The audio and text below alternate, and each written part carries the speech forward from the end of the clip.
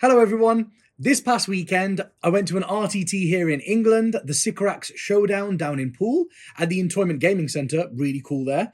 And I took a Death Guard army and I managed to get first place with it. And I just wanted to share with you guys how it all works. And, you know, that you can actually put up a fight with Death Guard, which is pretty cool. So, first thing I want to say, guys, if you haven't already, please hit that subscribe button, notifications bell in the corner over there, so you know each time I release one of these videos, and to help the channel grow, of course. If you like our content, and you would like more content like this, and more exclusive content like full tournament reviews, discounts off our web store, and also if you would just like to support the channel, then head over to glasshammergaming.co.uk and join the elite.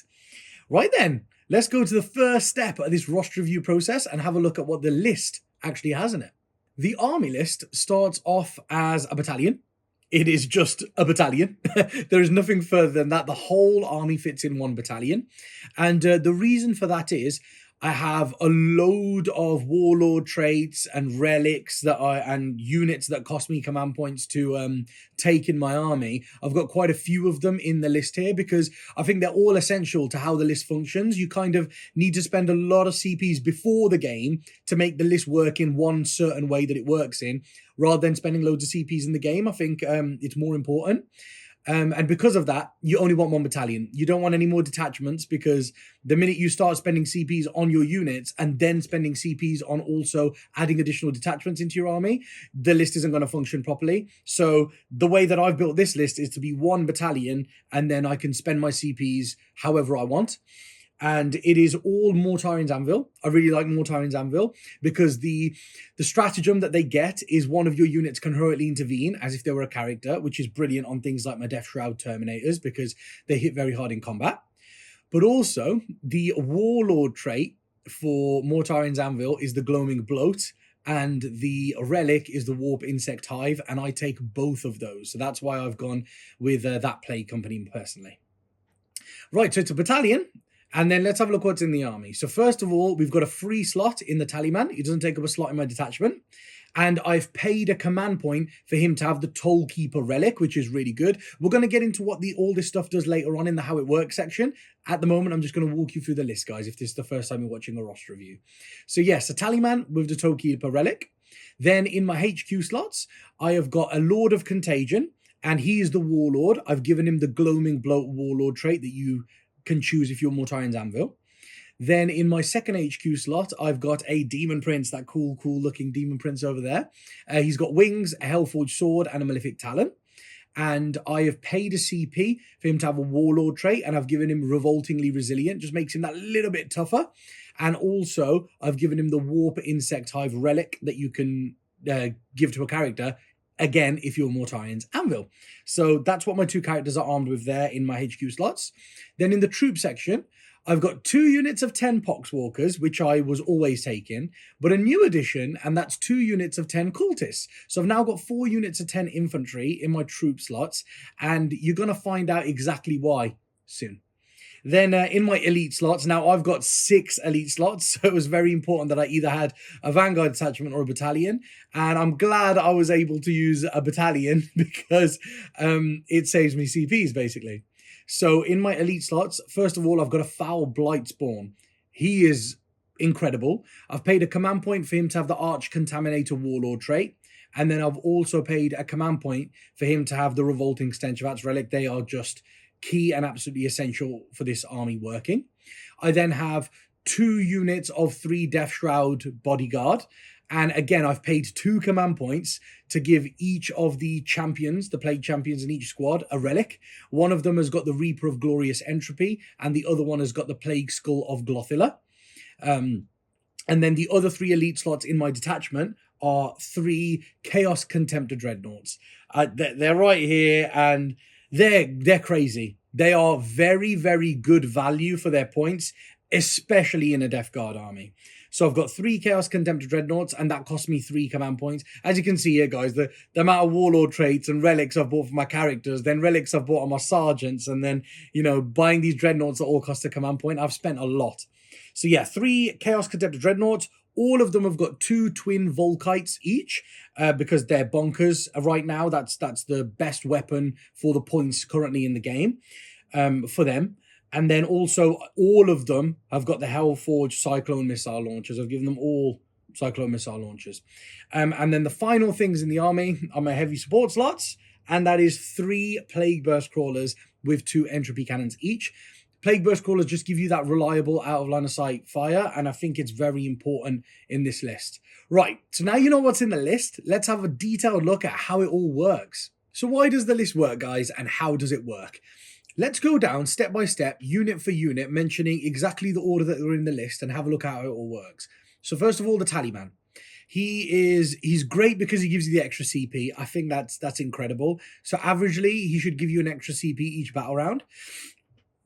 So you normally get 1 command point in your command phase, because that's just what happens in match play games of Warhammer 40k. You get a command point. Then he's got an ability where in the command phase, you roll 2d6. So you can do this in both your opponent's command phase and your own command phase. It just says in the command phase. So you roll in both players' turns in their command phases, and you roll 2d6. If the result is 7 or more, 7 plus, then you gain a command point. Now, you can only gain 1 command point that way per battle round, but the fact that you get to roll in both players' command phases just means that averagely you should get 1 per turn. It's more than average that you should get 1 per turn. So, like, for example, if your opponent goes first, you can roll in their turn. If you gain a CP, then that's fine. You don't roll in your turn because you've already gained 1 for the battle round. But if you don't gain 1 in your opponent's command phase, you then get to roll in your own command phase and see if you still get 1. So more often than not, he gives you an extra command point. So you get 2 command points a turn. 1 for just the standard one you get in your command phase, and then 1 from the Tallyman, which I think is incredible. There might be a turn in the game where you don't get 1, like a battle round. So that means instead of over 5 battle rounds getting 5, in 4 of those battle rounds, you should get like an extra CP. So you should get 9 CPs in the game instead of 5 over 5 battle rounds. And that is key because you're only starting with 3 command points, you know? Like, I've bought 2 additional Warlord traits. I've bought 2 additional relics. So 2 additional Warlord traits, 2 additional relics. That's cost me 4 CPs. I've got 3 Contemptor Dreadnoughts. That's cost me 7 CPs. And then I've got 2 relics on my sergeants in my Death Shroud unit. So I've actually spent, even though I've got a battalion that's free, I've spent 9 command points on upgrades. So I'm starting the game with 3. Then being able to get another 9 over the course of the game averagely is insane for me. It means I'm still going to have 12 CPs to spend over the course of the game. So he's amazing just for that one ability he's got. But then also, he picks a core unit and gives them +1 to hit. So he stands next to my Dreadnoughts, basically, my Contemptor Dreadnoughts. And he picks one of them and goes, right, mate, you're hitting on 2s this turn, which I think is great. But on top of that, that Tollkeeper relic that I've given him, what that does is when a core unit within 6 inches of him shoots with a ranged weapon, I believe it's ranged weapons only, but when they shoot with a ranged weapon, they get exploding 6s. So the reason why I think it's a shooting only is because truly, I've never gotten into combat with units that are around him, to be honest with you. So I've not even checked if it works in combat because I've never been in the situation. But in shooting, I know it just gives you exploding 6s. So each 6 to hit gives you an additional hit. So when you think that there's a bubble of 3 Chaos Contemptors around him, they have got their Volkites. So one of them has got 16 shots hitting on 2s, and every 6 is 2 hits instead of 1. And then he's got 2 missile shots hitting on 2s, and a 6 is 2 hits. So he should get 2 hits, and 50% of the time get 3 hits with his missiles. 2 shots, 3 hits. It's insane. So that's what he should do. And then the other 2, again, they're hitting on 3s, so slightly less reliable on the hit roll, but 6s still are 2 hits, and same with their missile launchers, so it's incredible. And this bubble of 3 Dreadnoughts, the reason why they work is A, because that Tallyman is making one of them +1 to hit and also giving them exploding 6s. And B, I have that Lord of Contagion. Now, the Lord of Contagion with the glowing blow, he sits in the middle of those Dreadnoughts with that Tallyman, and he gives them all reroll 1s to hit. He gives core units reroll 1s to hit. So because he's there, all the Dreadnoughts are rerolling their 1s to hit. So now you've got that one that's hitting on 2s, rerolling 1s.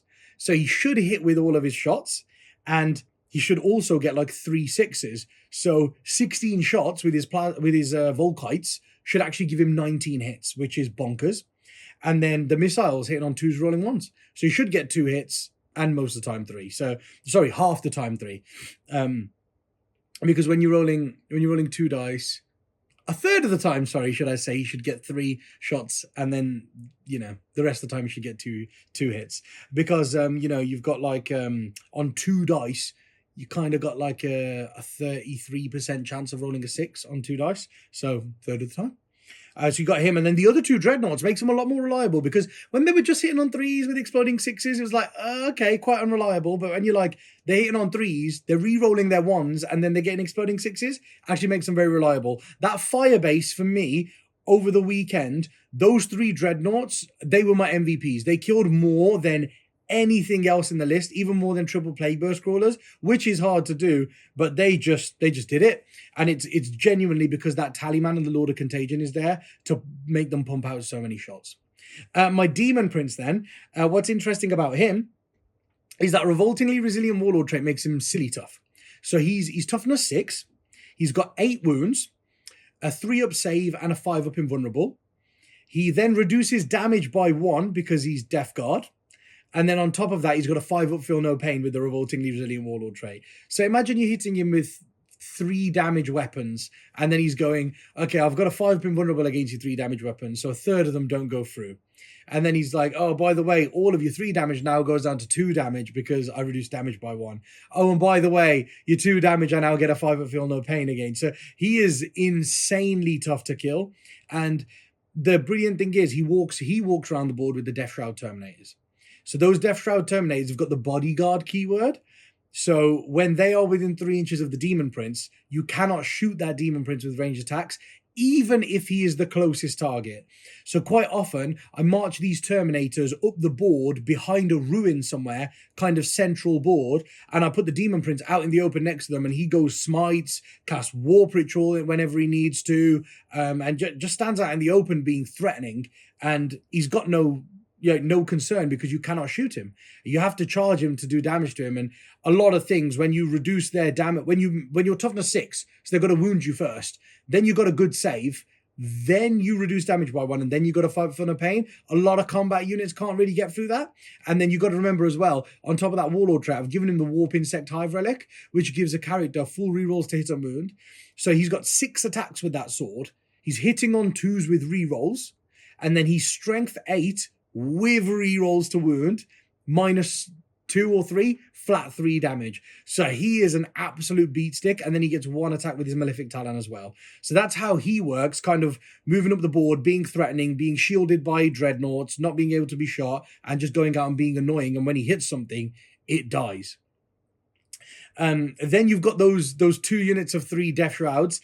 As we say, they walk up the board with that Demon Prince. They also have the Foul Blightspawn walking up the board with them, because the Foul Blightspawn with those Revolting Stench Vats, he's got a 6-inch aura where if your units are charged, then the enemy units, if they're within 6 inches of that Foul Blightspawn when they make that charge move, they do not count as charging. They can't make use of any abilities that allow them to fight first.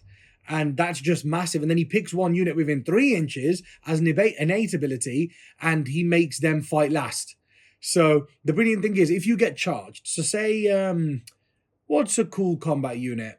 A squad of witches. So a squad of witches charges my Death Shroud Terminators while they're within 6 inches of a Foul Blightspawn. So they charge in, and now they're within 6 inches of the Foul Blightspawn at this point. And then you go, right, cool. You do not make use of any abilities that let you fight first. So the fact that you actually have fight first as witches, that's gone. And then you go, also, you do not count as charging. So no charging, no fight first, you just stood there. And now because it's your turn, I get to pick the first non-charging unit. So you're like, you don't count as charging, and that means my Terminators are actually going to fight before your witches, and they pretty much pick up an entire squad. These Terminators are very scary because you've got to remember that Foul Blightspawn, not only has he got those Revolting Stench Vats, but I've also paid for him to have the Arch Contaminator Warlord trait. So he's giving these guys full rerolls to wound with plague weapons in melee. So, when they've got either 4 attacks each at strength 7 minus 2 damage, or 8 attacks at strength 5 minus 1 damage. When they've got that many attacks and they're hitting on 2s, re-rolling 1s because they're next to the Demon Prince, and then they've got full rerolls to wound, they will kill a lot of stuff, especially considering if you're in combat with them, your toughness is going to be reduced by 1, so they wound you a lot easier. So yeah, these guys are just horrendous. 2 units of Terminators with that Demon Prince, that Far Blightspawn moving up the board. That is just my like combat base, and it's very annoying because people can't shoot that Demon Prince even if he's out in the open because the Terminator's behind the wall behind him. They can't charge in there because the Foul Blightspawn makes them fight after you and you just butcher them. It's a very hard mechanic for most armies to deal with, and it just puts the pressure on. And when your opponent's got to think about that, but also this Firebase you've got at the back of the board with these 3 Contemptors with that Lord of Contagion and the Tallyman, it just puts a lot of pressure on your opponent, and that's what I was finding, that people got put under a lot of pressure on the weekend. Then we go on to the troops. I've got 2 units of 10 Poxwalkers. They're dirt cheap. They're hard to kill. They can do mortal wounds in combat if they need to for a command point. You can bring like 4 or 5 of them back reliably for each unit once per game. But you can do it multiple times in the game, but only on each unit can only benefit from it once. So, you can reliably bring 4 or 5 Poxwalkers back from a unit, chain them along, get to an objective and stuff like that, and their objective secured. And they're brilliant for doing Spread the Sickness. They can't do any other actions, but they can do Spread the Sickness. Then I've got 2 units of 10 Cultists. Now, the reason why they're in the list is A, I needed another troop on top of the Poxwalkers. I'm not allowed to take any more Poxwalkers because I've only got 2 units of Bubonic Astartes infantry. I only got the 2 units of Death Shrouds. So I can only take 2 units of Poxwalkers. So the Cultists had to be the next thing I could take. And instead of 1 unit, I actually went, you know what? Got like 50 points spare, put a second unit in. And the reason why I've got the 2 units of Cultists, which you might think is odd, is in some games, Spread the Sickness is just not a good secondary. Because in the middle of the board, your opponent might be able to engage you very quickly. And if you take Spread the Sickness to only do like the 1 or 2 objectives that are near you, you're only going to get 6 points on that. And then if you're trying to run in the middle of the board against an army that dominates in the middle of the board and they've got loads of obsec that they can just chuck out and they don't really care about, you're not going to score very well on Spread the Sickness. So in those kind of scenarios, I take Raise the Banners and I use my Cultists to raise banners. So I have like 2 banners, sometimes even 3 banners right next to me, like 3 objectives. And then I'll raise a banner, like turn 1, I'll raise a banner with a Terminator unit because they don't really need to charge or anything. And then I'll raise 2 banners with my Cultists. I can raise a banner with, with some of my characters, like the Foul Blightspawn. The Foul Blightspawn can raise a banner because I don't really need his auras working in my turn. I only need them in my opponent's turn, and my action will be done by then. So, you got the Foul Blightspawn, you got 2 units of Cultists, you got 2 units of Terminators. You can raise banners fairly well. So I kind of took the Cultists with the Poxwalkers, so I've got alternative options. I'm not just locked to one secondary and one way of playing, which I really like about the list. And then last but definitely not least, we've got the Plague Burst Crawlers. Now, I've got to admit, they do average out, which I really like. So I was very skeptical about Plague Burst Crawlers because I was like, they don't get any rerolls to hit. With these entropy cannons, they're very expensive points-wise. The 175 points, quite pricey. When you consider them, they're the same price as these Contemptors that get 16 shots and 2 missiles. The Plague Burst Crawler actually only gets D6 shots and 2 solid shots. So a lot less, but for the same points. But obviously they're tougher to kill. And of course they can shoot out line of sight with some stuff. So they're versatile. They add some versatility to my list. Those 2 entropy cannons, quite a lot of the time I was like, I'll just roll a 1 or a 2 on one of the shots. And it's half effective. I can't re-roll anything. But they pleasantly surprised me. Like pretty much every turn, I would fire 1, get 1 hit, fire the next one, get 1 hit, fire the next one, get 2 hits. There were multiple, probably averagely during all of my turns in all the games, that did happen. I got like 4 hits out of the 6 cannons each turn because, you're rolling from multiple units and it all happens. And over the game, it averages out. One turn I might roll unlucky, but the next turn I'll roll lucky. So I think the Plague Burst Crawlers are just reliable. They are reliable because you've got 3 of them. If you had just the 1, maybe even the 2, I would think they're unreliable. I wasn't really convinced on them. But I've got to say, after taking 3 of them, I feel a lot more confident in them. Having the entropy cannons just gives you that extra anti-tank damage. And the reason that I found loads of people were actually very scared of standing up in front of the gun line because not only do you have the 6 entropy cannon shots, which are D3 plus 3 damage, you also have those 6 missile shots from your dreadnoughts that could turn into 7, 8 hits. You don't even know, and they all do D6 damage as well. So there's a lot of anti-tank firepower there, like under the surface, that you just got to be appreciative of. And then on top of those entropy cannons, you've got those sluggers that do some plink wounds and plink damage to stuff. But the mortars, the plague burst mortars, are just magic, man. And they're D6 shots, so they are random, but they do have blast. And when people have got like 20-man sister units, 20-man Skitarii units, all of these kind of things in the game right now, you can max shots out against them. But also, you kind of find, like, you go, oh, I'm going to shoot my mortar. What if I only roll a 1 or a 2? And then you go, that's okay, because when I'm rolling 3 Plague Burst Crawlers a turn, it goes back to that whole redundancy of it and having multiple of them. One, I would not be very comfortable. I go, if I roll 1 shot or 2 shots, basically wasted.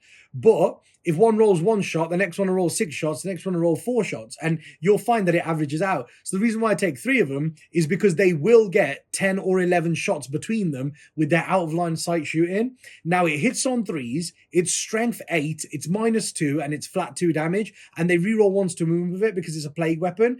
The kind of things that you want to shoot out of line of sight with these weapons will die to them. So I genuinely think that the Plague Burst Crawlers are a really good addition. And the final thing that I just want to talk about in the how it works section is the secondaries that I take. So in pretty much every game, I took Stranglehold because it's quite easy for this army to go out and hold half the objectives on the board and also use your Plague Burst Crawlers with the out of line of sight shooting to take your opponent off one of the ones they hold. But also quite often, boards in tournaments are symmetrical. So if you're playing a 6 objective mission, very often, which is most of the missions, very often there'll be 2 objectives like on either side of the board that you can hide and hold. Then there will pretty much always be 1 objective on either side that you've got to stand out in the open to hold. Like you cannot be obscured and hold that one. So there's always 1 there. So I'm pretty confident that you can move on to 3 with your Death Guard army, 2 hidden, 1 out in the open kind of thing.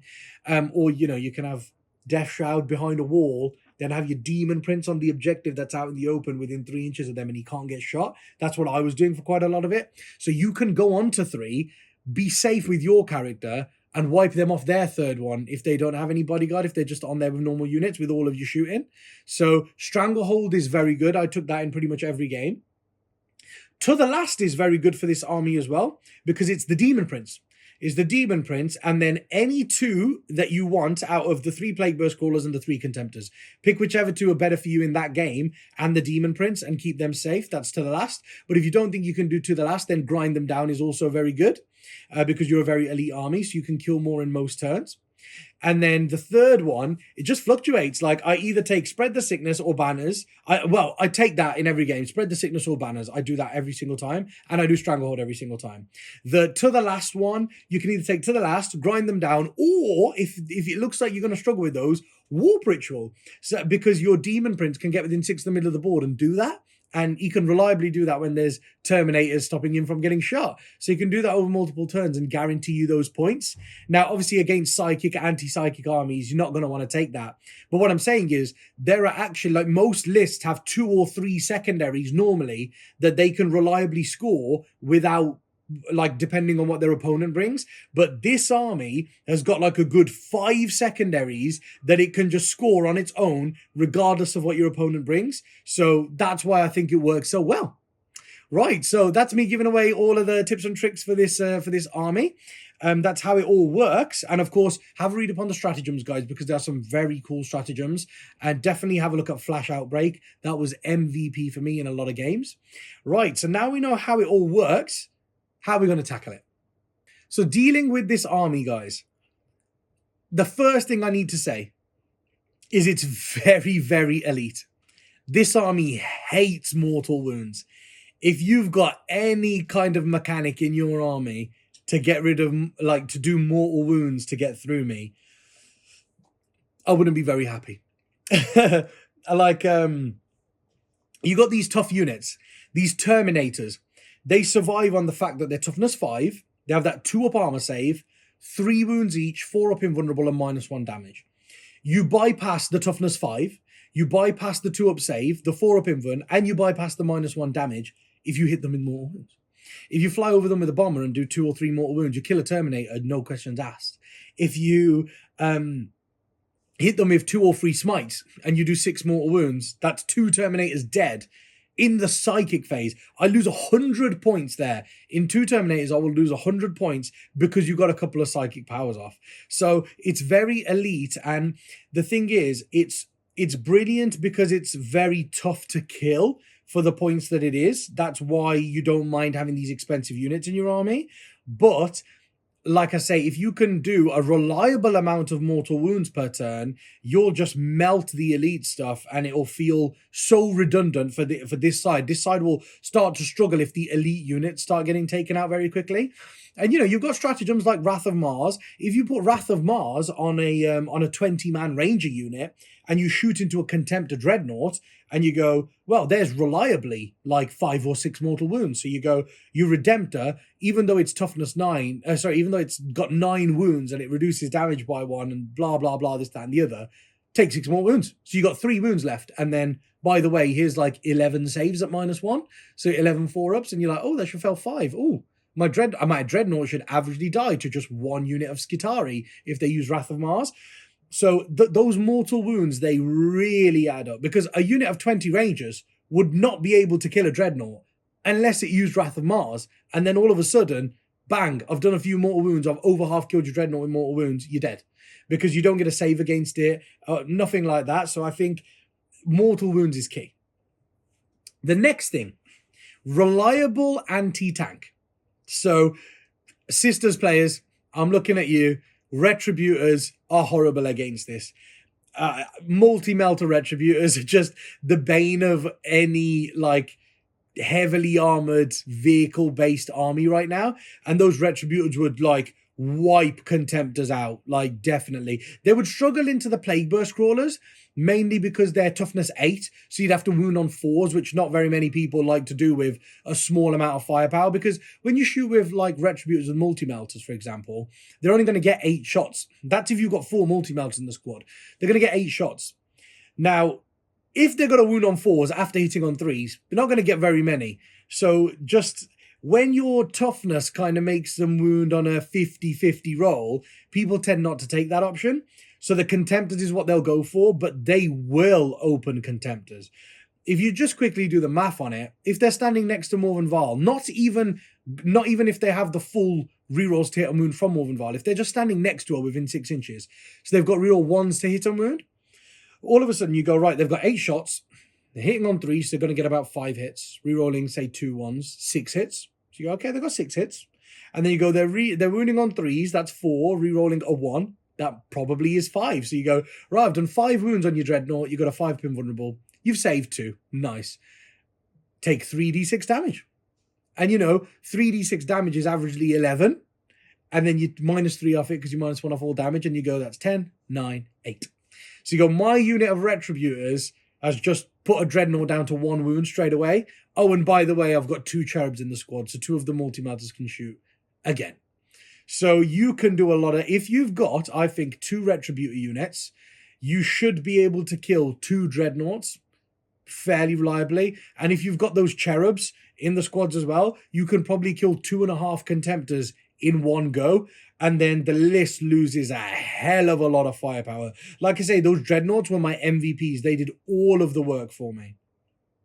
Now the next thing, guys, I just want to point out something that won't be able to tackle it. Hordes. So going into the event, I genuinely thought I would struggle against Hordes because my Plague Burst Crawlers are very elite. But what I didn't take into consideration was the Contemptors, just the amount of shots they get, the volume of fire, the fact that I can shoot frag missiles from my rockets. So instead of 2 shots, I can have 2d6 shots at strength 4. That's huge on top of having 16 shots per Dreadnought. And I just totally discounted that. But that will shred Hordes. And the other thing is the Terminators. Hordes, most Hordes are combat based. They want to charge you, but if they charge you with your Terminators while you're near a Foul Blight spawn, you'll fight before them, and you go, right, I'm going to do my sweep. Each Terminator gets 8 attacks, and the Sergeant Champion guy gets 10 attacks. So I'm going to hit you with 26 attacks that are Strength 5 -1/1 damage with full rerolls to wound next to Foul Blight spawn, and it will just literally wipe out entire Hordes just with your Terminators and Contemptors. So that is one thing that I thought I would struggle against, but actually I don't think you do. The next thing, guys, is if you've got outer line of sight firepower.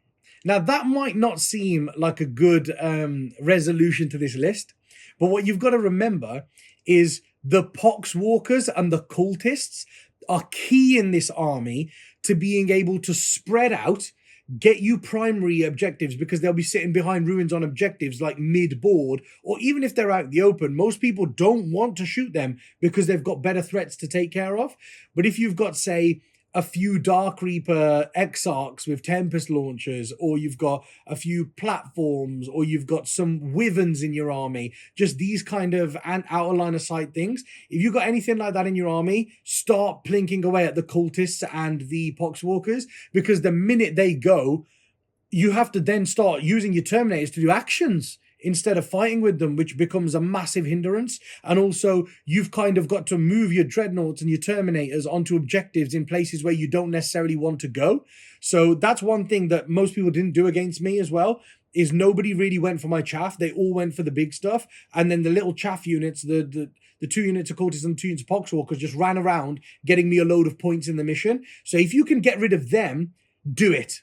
Because the list will, the way that it functions, will struggle a lot as soon as you take the units that move a little bit faster and score the mission for me. So that's one thing to bear in mind. And the other thing I want to mention is if you've got volume of combat. I think volume of combat is something that could really hurt this. Because you've got to remember, if you go into those Terminators, there are 2 units of 3 Terminators and they're by a Foul Blight spawn. Now, your units won't count as having charged, but that means that we take it alternatively, starting with the Terminators, like the Death Shroud ones, but then you still get to pick the next unit. And then it'll go back to the Terminators and you get to pick the next unit. So if you can get 3 units to charge all at the same time, and you go, right, yeah, you're going to kill one of them, but then I'm going to kill your units, and then you're no longer going to have this ball of death that walks up the board, that's very big, guys, because that little ball of 6 Terminators, Demon Prince, and a Foul Blight spawn, let me tell you, when that's moving up behind terrain that you can't really shoot it, and then your combat's not really an answer if you can only get in there with 1 unit at a time, when that is in front of this firebase, it's incredibly hard to get to the firebase and deal with it. But if you can get rid of the chaff and then send multiple units into these Terminators that can get rid of this death ball in the middle, you'll be able to tackle the list efficiently, and the list will struggle to get points against you after that, because you will have, stopped all the units that can actually play the mission. So I genuinely think that's the way to go if you want to tackle this. And on to the final stage of the roster review here, guys.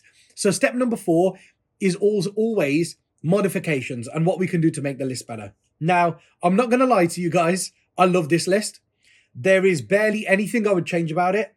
The only thing that I think could be an optional thing of player preference is it might feel a little light on board presence and a little light on combat threat. And at that point, what you can do is you can drop your 3rd Contemptor. So you can swap 1 Contemptor, and because it's an elite slot, it's the perfect switch. You take 1 Contemptor out and you put another unit of 3 Death Shroud Bodyguard in. And what that does is you lose a Contemptor. And this is the thing, I'm not a big fan of it because this list actually worked very well on the weekend. But it's only if you feel like you need a more combat punch, or if you're in your meta, there are more people that play, loads of combat units. Then I think it probably would be better to switch 1 Contemptor out for another unit of Death Shroud Bodyguard. You hold the board better, you can be in more places, you can send 2 units with the Demon Prince like I've been doing and use a 3rd unit to go off on their own, or even be in Deep Strike, or sit at the back with your Lord of Contagion. So different things you can do when you put that 3rd combat unit in. but then you have to lose a Contemptor to do so, which might not be the end of the world because there is a lot of firepower in the army as it is. So that is like the only thing that I would recommend, and that's if you wanted to switch it up a bit because there are different things in your meta and you feel like you need more combat. But other than that, I'm actually very, very happy with this list, and I wouldn't change very much. I played multiple games with it now, and this, for me, is my most refined version, personally. Right, so that is the roster review today, guys. I hope you've really enjoyed this, and I hope you've learned a lot from it. If you're enjoying this content, please hit that subscribe button, notifications bell in the corner over there, so you know when I release all of these videos, and also to support the channel and help us grow and get to 10k subscribers as quickly as we possibly can. If you like this content and you would like more in-depth content, including tournament reviews where we talk about how all of the top few lists at a certain tournament got on, and you would like amazing discounts off our web store, or you would just like to support the channel, then please head over to glasshammergaming.co.uk and join the elite. Like I say, hope you enjoyed this video. Go and check out all my other videos, and I'll see you next week with another roster review. Bye, guys.